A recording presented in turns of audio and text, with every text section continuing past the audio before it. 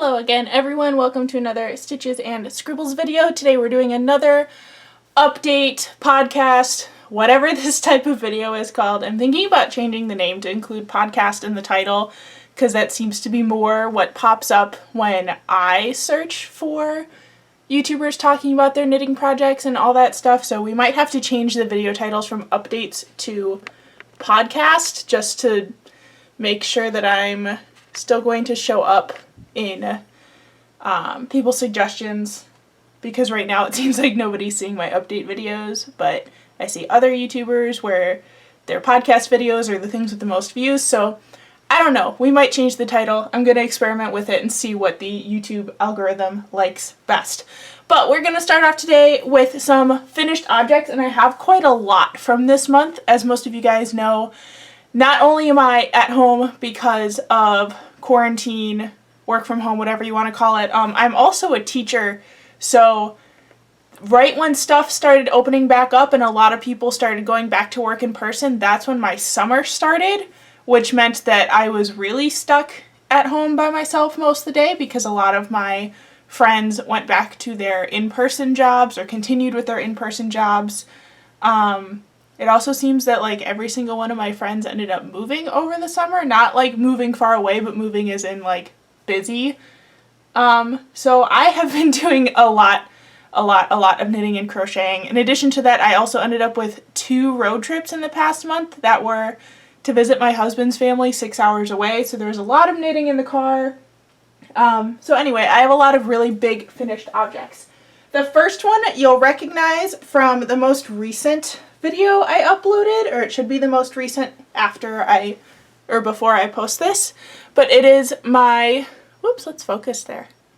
It is my easy 5 rectangle cardigan. As you can see, I still haven't woven in the ends from doing the video, but I am absolutely in love with this cardigan to the point of where I'm probably going to make it in like 10 other colors because it's so cozy and comfy. And the design was so easy and you can do it with whatever stitch you want. So you might see something like this pop up in my finished objects again at some point. I was really happy with it. The next finished object was one of my road trip projects, and I was really excited about this one because I actually bought yarn that was dyed by one of my favorite crafting YouTubers. Her channel name is called Cinnamon Stitches Crochet, and she hand dyed yarn with Kool-Aid. So I turned it into a virus stitch shawl that turned out absolutely gorgeous. I love this colorway. Usually neons are not my thing, but I actually have quite a few accessories where it's mostly black, but these colors are like the accent. So I think it'll match really well with that. I also put tassels on the end, and I made it the right size so that it can be worn kind of as a shawlette or as a triangle scarf, which is kind of my favorite right now. I'm hoping that we go back to work in person at some point because I made all this cool stuff that I want to show off, and I have no one to see it except maybe my students and coworkers over Zoom once we start back up again. But anyway, I was really excited about this yarn, and it actually still smelled like Kool-Aid when I opened it, which didn't surprise me at all. I actually used to dye my hair with Kool-Aid, so I'm used to the Kool-Aid smell lingering for a couple days, even if you've washed it. But I am just so in love with this yarn, and it's even got sparkle in it. I don't know if you can see that on my camera, but I just thought this yarn was absolutely gorgeous, and I was even more excited about it because I knew who it came from and who had made it, and I watched the video. I don't know if this colorway appeared in the video that she made about dyeing yarn or not, but it has all of my favorite bright colors in it for when I do wear bright colors. I'll actually show you the shoes that I was thinking it would match with really well. As I said, I'm usually kind of an all black with pops of color person, so these are my Doc Martens. I actually have 3 pairs of them, but it's all the same really bright colors, so I will probably wear them together at some point when we get to see people in person again and I don't wear pajamas all day every day. So this was probably one of my favorite finished objects from this month. The next one, I don't really know what to think about it. I think it was kind of a flop. I tried to do more of a circular hexagon shaped shawl. I'm going to leave it folded in half just so you can see the stitch pattern. It looks pretty when it's on. Actually, one of my friends said it looked a lot like butterfly wings when it was on. I don't know if that was just because of the color or because of the shaping, but I think the shaping turned out a little bit wonky. I'm trying to build up some stock for a hypothetical Etsy shop, and this is one where I don't know if I would put it in or not, just because I'm not super happy with the design. You can see how the edges are kind of not even. Again, it looks really pretty when it's on, but because I know it's not going to photograph well, especially when laying flat, I just don't know. So leave me a comment below if you would wear this or even think anybody else would be interested in it, because now I don't really know what to do with it, but I have other stuff in similar colors, so I also don't really want to keep it. So I don't know. Let me know. It was a fun experiment and pretty yarn. I just don't know what to do with it now. The next one I did was another virus stitch shawl, and I did this just to kind of use up some leftover yarn. I'll leave it folded in half, but I loved how this set of colors turned out with kind of the fiery reds, oranges, and yellows, and I thought it looked so pretty with the virus pattern. I just did virus stitch until I ran out of each color and then switched, so you can see with some of them they don't even change colors in the same place as the pattern all the way through, but I still thought that this was really, really pretty and a good use of leftover yarn, because it looks like I did it on purpose. It doesn't look like I was just trying to use up scraps, even though I was. So clearly I really like the virus stitch this month. Next one up, you at this point will have already seen my halfling shawl tutorial, because that should come out before this video will.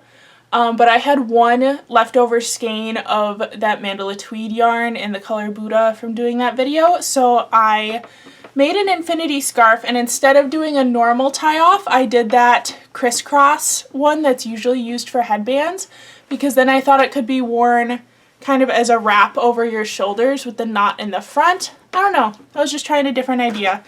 I really like how it turned out, but I also just really love this yarn, so I think anything, I was going to think it was pretty when it was done, just because the yarn is so cool. But I love the colors of these stripes, and again, this is probably going to go in the, as of right now, hypothetical Etsy shop pile, because I have a piece in these colors already since I did the halfling shawl, so I don't really need two. So this is going to also go in that pile for now. My last finished object for this month is one of my whips from last month. So you guys probably remember my story about the yarn that got lost in the mail and I couldn't get it. And so anyway, this is that shawl, completely finished, and it's so gigantic it won't even all show up in the frame together. But it turned out absolutely beautiful. It's gigantic. This is a gift actually from my mom, so I'm really, really excited to give it to her this weekend. It was supposed to be for Mother's Day, but then we had the whole like lost yarn debacle, so I get to give it to her now when it's 95 degrees out, because that's just how this summer is going. But I'm really, really happy it's done. I'm happy with how it turned out. I think it's beautiful, all that good stuff. Let's move on to my whips. I actually only have two, kind of three right now, which is on the low end for me. I usually have at least three, just because of the number of baskets I have to hold projects. But I'll show you what I mean. I kind of have like two started and one that is like ready to be started. This is my first one, so I'm using the leftover yarn from that cardigan that I showed in a video, and I am doing a pattern from, oh, there's an extra hook in that basket, might need that later. I'm doing a pattern from Fiber Spider. This was called the Cloister Shell stitch, and I'm making a shawl. This one is actually also going to be a gift because even when I bought the color, it wasn't quite the color I thought it was going to be. You know how sometimes you see yarn online and then you see it in person and it's a completely different color than what you thought? When I bought this, I thought it was going to be more grayish purpley. Like, it was called Dusty Rose, and this is definitely Dusty Rose, but it showed up more almost lilac-y on the website. But as soon as I saw the color in person, I still wanted to make the project for myself, which was that cardigan, but I also knew that this would be the perfect color for a gift for somebody that I needed a gift idea for. So it worked out perfectly that there was enough left over to be able to make this shawl. I really love this stitch pattern so far. I originally wanted to do a virus stitch shawl again because I was just really into that pattern this month, it seems. But for the person I was making it for, I knew that she would probably also want to display it over the back of a chair or something, so I didn't want a pattern that had too many holes in it because that would cause it to stretch weird. And these holes are more evenly distributed than the ones in the virus pattern. The virus pattern has a lot of really big open sections, whereas this one's a lot smaller. I also thought that the way these little holes fit together, it kind of looks like flowers or even like little angels. So I just thought that this pattern was really pretty, and I'm glad I found the tutorial and had a way to use up this yarn. So that was exciting. My next whip is a Stash Buster project. I am starting a log cabin style knit blanket. So far I'm really happy with it, even though the edges are a little wonky. It's because I'm using some different weighted yarn in this pattern. So like, this one is definitely like a 3 or maybe a 4, whereas some of these are like a 2. But I think it's really pretty so far. You can see I saved a little bit of that mauve yarn for this project as well.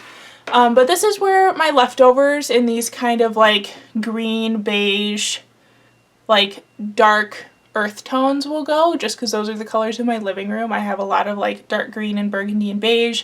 I'll probably throw in some navy or blue or some like kind of heathery colors if I end up with any of those. But I'm really excited for this blanket to be finished. I think it's gonna look really pretty, like draped over the back of my couch, even though it's just a bunch of scrap yarn. So that was kind of an exciting project, and I did have to do a tutorial to learn how to pick up stitches along the edge like this in order to do this blanket, but I'm really excited about it. The second project that's kind of just ready to go is in the same category, but I figured I have a lot of little scraps of baby yarn and like pastel colors, which are not ones I'd want to include in that living room blanket. So I started kind of a scrap bucket for baby blanket colored yarn so I can do the same thing and turn them into baby blankets. So I have some of these that are left over from a really old baby blanket project that's been sitting. You can see the leftover Cinnamon Stitches yarn, which I'm not 100% sure if I want to throw that into this project or not, but right now I don't have a better idea of what to use it on, so it's in here for now. I also have my leftovers from my ombre kimono cardigan that I caked all together, as well as a couple other little scraps from that project. So these will probably all go together into a baby blanket. That's it for my whips. I do have a couple things from the last time I went yarn shopping, both on Amazon and at Hobby Lobby, so I'll show you the little stuff I got first. First thing I did was getting a new round of stitch markers. I am down to, you can actually see they're in my needles case, but just the last couple stitch markers because I kept losing them. And I know I had a really big set before and I think it disappeared. I don't know if it was in moving or something else, but I got a new pack of the regular kind of safety pin stitch markers. I'll hold one up so you can see it. The ones that look like that. And I like that they're in a little case and sorted by color. So that'll be really nice. And I also got the ones that are really meant just for knitting. The ones that are just little loops like that. Because I did have a couple knitting projects recently where I tried to use stitch markers and the safety pin ones didn't work for what I wanted to do. So I just gave up and got the knitting version so that next time I can hopefully use those. Onto yarn haul, which also relates to a series I'm working on my channel. You have already seen the first video at this point. But I am doing a Dungeons & Dragons knitting series, which I'm really, really excited about. I haven't seen anyone else do anything like this yet. As I mentioned in the tutorial video, I've seen patterns for things like dice bags or even patterns for cosplay things, but I wanted some more casual wearables that if someone was wearing it, they could still say like, oh, this is Dungeons & Dragons inspired or like vaguely fantasy looking, while making it still a wearable piece that's not strictly for cosplay. So I got my last couple skeins of yarn in order to be able to finish that series. So the first one I got is the Yarnbi Soft and Sleek Low Pill Fiber. And this is in the color green, but it's actually a variegated green. It's not a solid color. And this is going to be for my elf pattern. I thought that the kind of sagey leafy greens fit really well with what I wanted for that pattern and kind of gave me like a Lord of the Rings elf kind of vibe. But I didn't want anything too dark because a lot of my other patterns for the series use really dark colored yarns, so I was trying to mix it up a little bit. So I chose this kind of light leafy green. The next one I got was 2 Yarnbi Soft and Sleek DK. I am using this in another color for a different Dungeons & Dragons series. I also have the color Irish Rain that I will be using. This is the color Peacock. It's a very deep, kind of teal toned blue. It's still, I think, more blue than teal in my eyes, but it definitely has some of those warm greenish tones in it.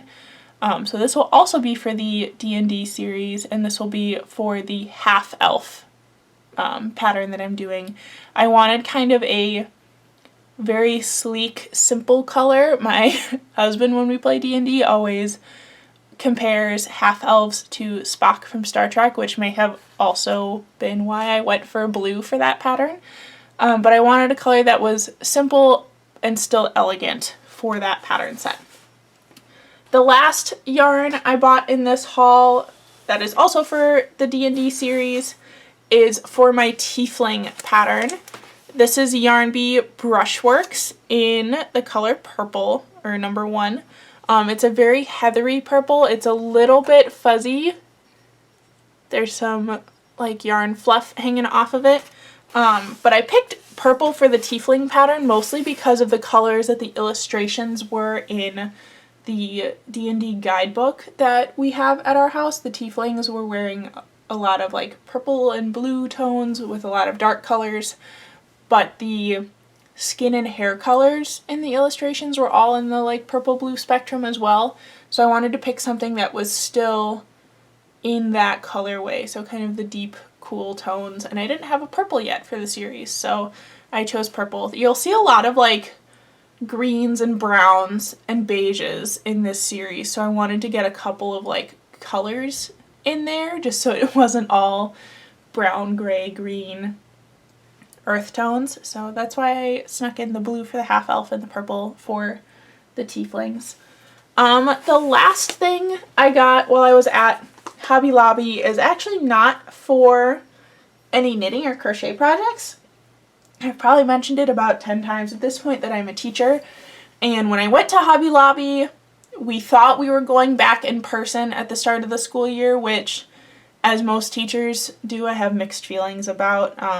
I, of course, want to see my students and to teach them in person because I have a lot more impact on them teaching in person versus online. I know they get more out of the lessons, but after I was done shopping, it was announced that we are in fact not going back in person right away. We are starting with online distance learning for an indeterminate amount of time. So basically I bought stuff to decorate my classroom and then found out I don't need it yet, but I might need it eventually, but we're not sure.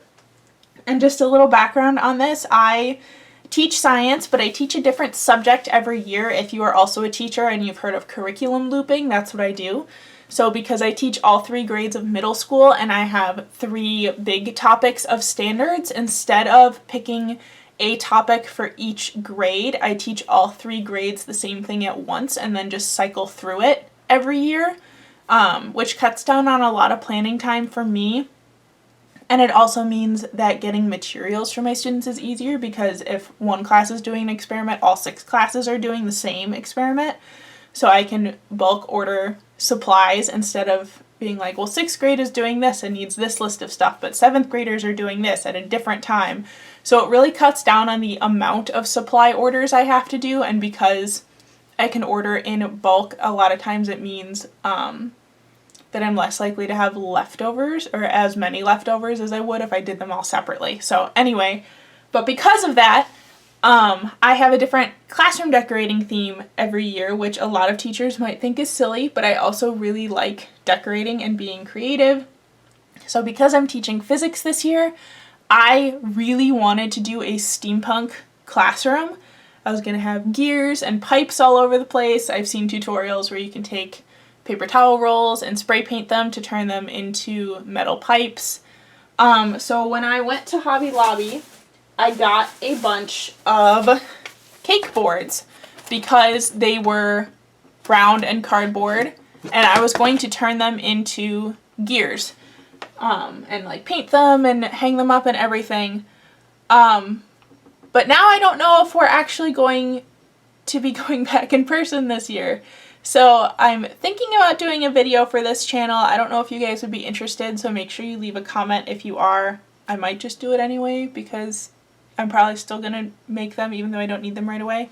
But I was thinking for all of my cake board sizes of making one side a gear or steampunk theme, but having the other side be painted for my theme for next year. And since next year is going to be earth science and space science, maybe like galaxy pattern stuff and planets, so that even if I don't use the steampunk stuff this year, the pieces are still usable for next year. So let me know if you guys are interested in that, if there are any other teachers out there.